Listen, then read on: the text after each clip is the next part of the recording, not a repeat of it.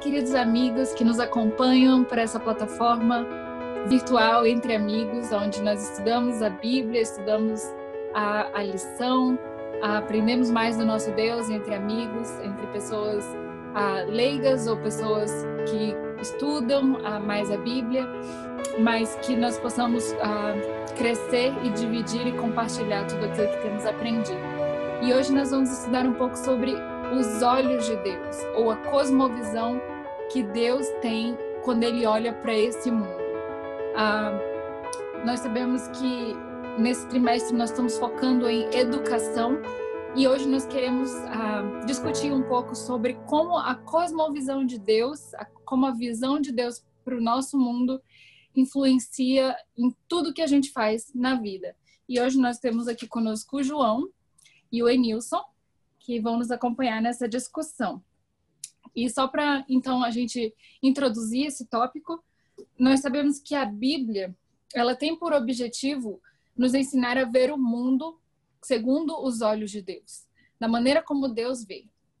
E ela nos ajuda a ver o mundo e a vida, ter uma perspectiva que nós não teríamos, ter um conhecimento que nós não teríamos se simplesmente olhássemos com os nossos filtros e com a nossa visão limitada e humana, sem ter conhecimento de todo o mundo espiritual e do que acontece que a gente não vê com os nossos olhos. Então, esse é o tópico que nós vamos conversar hoje.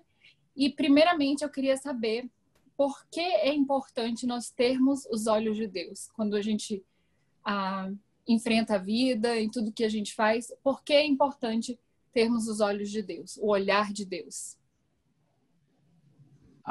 Quando você faz essa pergunta, me vem à mente um texto que eu li, diz mais ou menos assim: se nós pudéssemos ver como Deus vê, nós escolheríamos exatamente como Ele escolhe as coisas. Uhum. Então, baseado nessa afirmação, é importante pedirmos sempre que Ele nos ajude a vermos as coisas com os olhos dele. Algumas vezes Ele vai dizer para a gente: confia e descansa em mim. Outras vezes Ele vai fazer como fez com o servo do profeta Eliseu, né? Quando ele viu os exércitos assírios em volta, disse: ai, meu Senhor, o que nós vamos fazer? Aí Eliseu pediu ao Deus que abrisse os olhos dele. Quando ele abriu os olhos, ele viu carruagens de fogo, ele viu exércitos, etc, etc. Então, às vezes, é necessário olhar as coisas com os olhos da fé. Outras vezes, Deus vai abrir, como fez, literalmente. Uhum. Mas o mais importante de tudo é confiar que Deus tem essa cosmovisão. Ele vê tudo, não é só o nosso mundo, ele vê o universo inteiro. Tudo está sob seu controle, tudo está dentro da visão de Deus. E isso, dentro da educação cristã, é algo especial, que deve trazer para a gente uma paz de espírito, uma paz interior, né? Sim. Eu acho que, se eu só puder falar, eu acredito que é importante também lembrar que, como a história de Jó, por exemplo, Jó se meteu numa situação totalmente difícil, desfavorável, com perda de filhos, perda de propriedade, perda de uma série de coisas, e ele não sabia por que estava acontecendo. O livro de Jó inteiro é uma discussão sobre por que estava acontecendo. E se Jó tivesse acesso ao primeiro capítulo da história de Jó, ele saberia do conflito que está havendo de acusação entre Satanás e Deus. Então, nós temos acesso a essa informação e sabemos da guerra espiritual que vivemos. Então, o Enilson falou uma coisa uma vez para mim, num sermão, não para mim, mas num sermão, 10 anos atrás, eu não esqueço. Ele disse que a Bíblia, talvez você vai lembrar, mas a Bíblia tem 3 partes, né? Uma vida sem pecado, uma vida depois, quando Jesus volta, restaura tudo também sem pecado, e no meio a gente está tentando resolver essa confusão. E é bem isso, porque quando a gente vai para o Jardim do Éden, a gente vê que Adão e Eva viviam em comunhão completa com Deus. E eles tinham a perspectiva de Deus porque eles estavam unidos com Deus, né? A partir do momento que você come a árvore do bem e do mal, aí você perde essa conexão com Deus e aí a partir daí você começa a ver a vida de uma maneira limitada, né? Então, você pega, por exemplo, Eva, né? uma das traduções diz assim que essa consequência do pecado é que o seu desejo vai ser o desejo do seu marido, mas em outras traduções diz assim que você vai tentar controlar o seu marido, mas ele vai te dominará. Ele te dominará. Então você vê que de uma inocência, de uma parceria, que ela foi criada para ser ajudadora e complementar, ela agora tenta dominar ele e ele domina ela. Quer dizer, você entra numa ótica completamente diferente por causa do grande conflito. É sempre importante lembrar que os olhos de Deus nos dão essa ótica para a gente enfrentar o mundo. Muito bem. E, na verdade, João, obrigada por trazer isso à tona, porque realmente essa ideia do conflito, né, é o pano de fundo da nossa história e o que está acontecendo enquanto nós estamos aqui nesse mundo. Então, a Bíblia, ela traz esse conhecimento para a gente saber que existe um Deus, que ele nos criou perfeitos, que houve um intruso, né, que foi o pecado, o ser humano caiu, e hoje nós estamos aqui vivendo nesse mundo a consequência do pecado. Por isso que Jesus um dia teve que vir pagar o preço por nós, nos salvar, nos libertar dessa nossa condição, e hoje nós estamos aqui novamente nesse parêntese entre a primeira vinda de Jesus e a segunda vinda de Jesus, aguardando então quando ele vai vir e nos levar para esse lugar diferente. E a gente sabe que não é todas as pessoas que pensam assim, né? Existe uma visão secular e existe uma visão das pessoas que creem como a Bíblia ensina. Eu queria saber como que a Bíblia, como que é esse entendimento das coisas que a Bíblia ensina faz uma mudança na vida das pessoas. Porque você, após ter esse conhecimento do que a Bíblia ensina, você não consegue ser a mesma pessoa. Então, eu gostaria que a gente discutisse um pouco sobre isso. Como que isso muda em todos os aspectos, agora que você conhece essa verdade, como isso muda a sua vida? Eu vou de novo falar uma experiência que eu tive com o Enilson uma vez. A gente estava fazendo um trabalho missionário na casa de uma pessoa, na época de Tino, 2008, 2009. E quando acabou o sábado, ele falou, agora a gente volta para... Eu não lembro a expressão que você usou, Enilson, mas falou, agora a gente volta para a correria, né? Um dia isso nunca vai acabar. Então, a ideia de que, imagine você viver num contexto onde não há limitação de tempo e não há limitação de recurso financeiro, né? Porque hoje em dia muitas das nossas ações são dirigidas para o quê? Para você otimizar o seu tempo, porque você vai morrer. Então você tem que acelerar para aproveitar o máximo possível ou para sobreviver, e você tem que aumentar o seu prazer e sua felicidade e diminuir essa dor.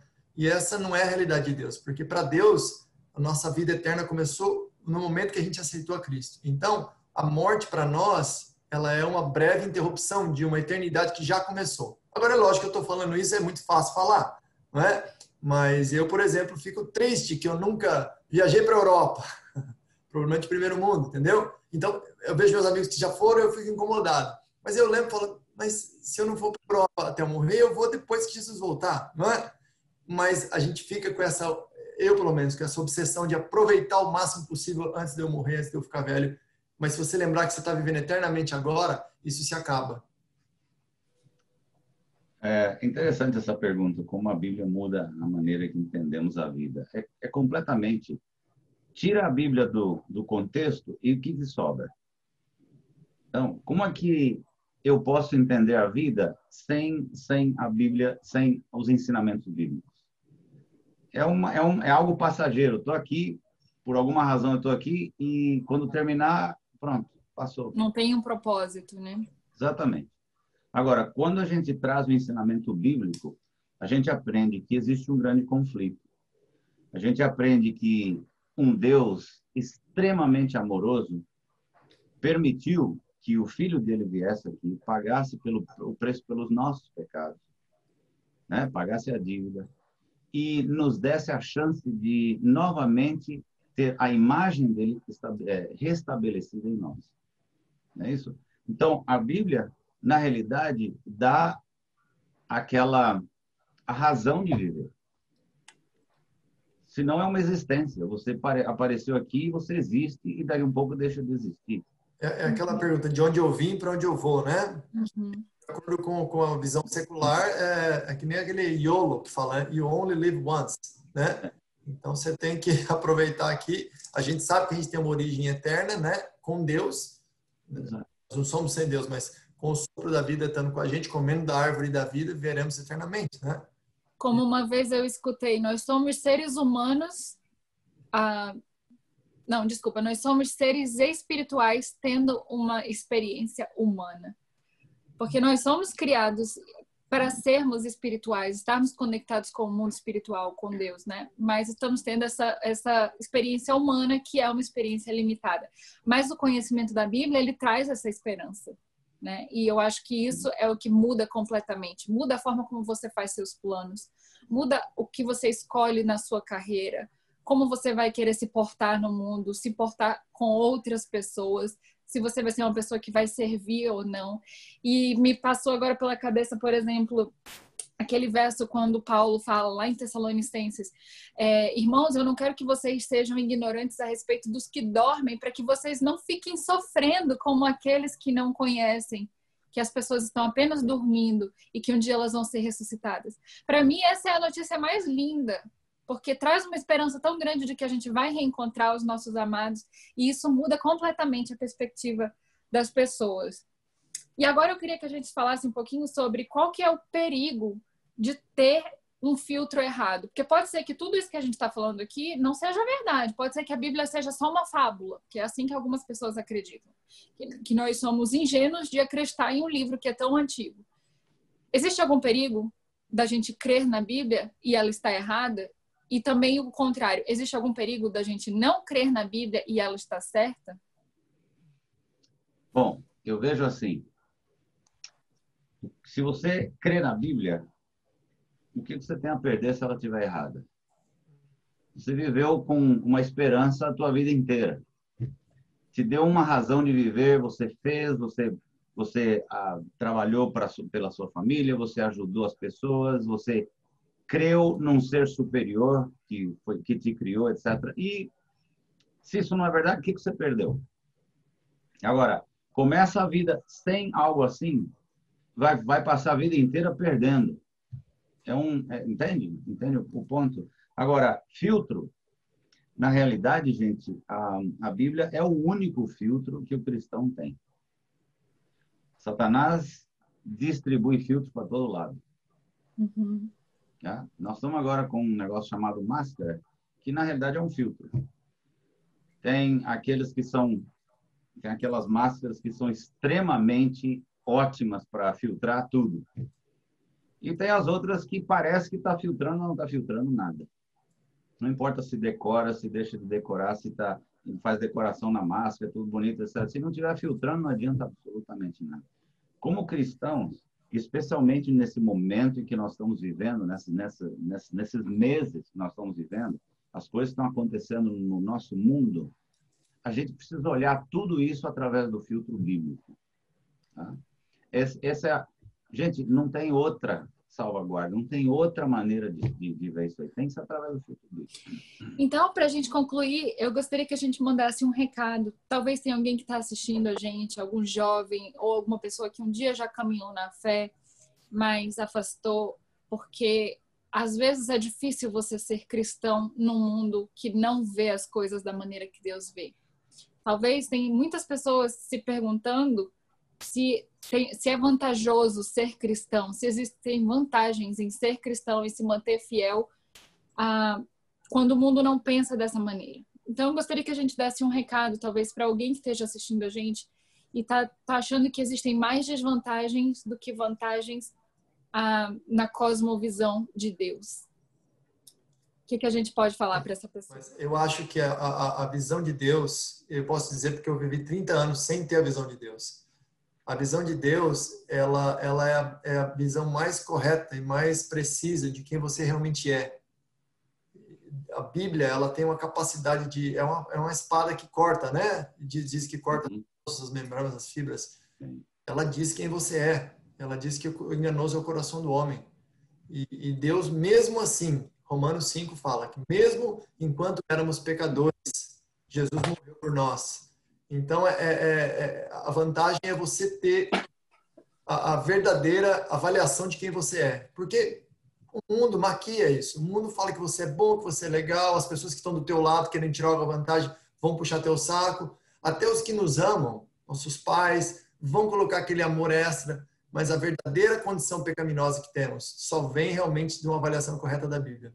Isso vai fazer com que você seja mais humilde, que você viva a vida com a seriedade que tem que se viver, mas também com a certeza de que Deus te ama mesmo assim, né? Tem um ditado de um rabino que diz assim: quando você está muito triste, lembre-se que Deus criou você à imagem e semelhança de Deus. Está muito orgulhoso, lembre-se que você é pó e do pó você voltará. Então essas duas verdades a gente tem que vão balancear a gente, vão deixar a gente ter uma vida sóbria e uma vida de serviço e de bem para a sociedade. Então eu acho que se você não tiver isso, você vai estar lutando contra o eu a vida inteira. E Ellen White mesmo diz no Caminho a Cristo que a maior batalha que já foi travada no mundo não foi a Primeira Guerra, a Segunda Guerra, foi a batalha contra o eu. Quando você tem a Bíblia, essa batalha ela não acaba porque Jesus vai ter que voltar para ela acabar. Mas Deus te dá o poder do Espírito Santo e a graça de Jesus para você vencer a batalha contra o eu. Isso só a Bíblia pode dar. Um ponto que, dentro dessa pergunta, se existem vantagens e desvantagens, bom, como eu mencionei no começo, não? Se eu passei a minha vida inteira crendo na Bíblia, e se não é a verdade, para mim foi vantagem, porque eu pelo menos tive uma vida de esperança, uma vida esperando algo melhor e tudo mais. Né? Agora, a Bíblia não é simplesmente um livro. Né? Eu quero ler aqui rapidinho a 2 Timóteo 3,16. É a Bíblia colocando a autoridade em si mesmo. Veja o que diz aqui. Paulo escreveu isso. Diz assim: toda a Escritura é inspirada por Deus. Tá certo? Aí começa. Agora, é inspirada por Deus para quê? Então ele diz assim: ela é útil para o ensino, repreensão, correção e para a educação na justiça. Tá? Agora, crer em Deus, crer que Ele é o Criador e tudo isso, tem uma razão. E a razão é esta, gente. Deus quer restaurar em nós a sua imagem. A imagem de Deus foi perdida com o ser humano entregando o domínio dessa terra a Satanás. As gerações futuras, depois de Adão, passaram a exemplificar mais a imagem, a parecer mais com a imagem de Satanás que com a imagem de Deus. E o plano da salvação, esse período entre antes do pecado e depois a volta de Cristo, esse período que nós estamos agora, é um período em que Deus está procurando restaurar no ser humano a imagem divina. Só aí já é vantagem. É isso. Dá a chance para Deus de restaurar a imagem dele em mim. Isso muda o meu estilo de vida. Eu agora paro para pensar, peraí, será que o jeito que eu vivo, como eu me porto, o que eu como, permite que Deus restaure em mim a sua imagem, ou precisa haver algumas modificações aqui para ele poder fazer isso? E ele permite que eu decida se eu quero ou não a imagem dele na minha vida. Aí é uma vantagem. A desvantagem é não permitir que Deus restaure em mim a sua imagem, porque aí continua do jeito que eu estou. E continua essa bola de neve que não acaba nunca. Assim que ele deixa esses conselhos, esses convites, mas permite que eu faça a decisão. Agora, se eu decidir pelo lado dele, certo? Restaura em mim a imagem, prepara, porque o trabalho dele, ele faz. Muito bom. Então é isso. Esse foi a nossa discussão dessa semana. Eu agradeço muito a participação de vocês e eu espero que esse painel tenha sido de crescimento para nós individualmente, mas também para qualquer pessoa que vai ter contato com ele. E a gente vai ficando por aqui e a gente se encontra então no nosso próximo estudo na semana que vem. Então vamos orar para encerrarmos o nosso estudo. Pai Celestial, muito obrigado. Obrigado pelos momentos que pudemos passar aqui, conversando um pouco sobre a Tua Palavra, sobre a visão de Deus para esse nosso mundo, e essa visão que nos ajuda a termos paz de espírito, nos ajuda a confiarmos mais em Deus. Te agradecemos por isso e te pedimos, Senhor, que continues nos ajudando a cada vez mais termos os nossos olhos abertos para ver as coisas como Deus vê. Perdoa os nossos pecados, ser com os nossos familiares, ser também com todos aqueles que participaram conosco assistindo esse debate. e te pedimos que o teu Espírito esteja com cada um deles também. Essas bênçãos te pedimos e te agradecemos. Em nome de Jesus.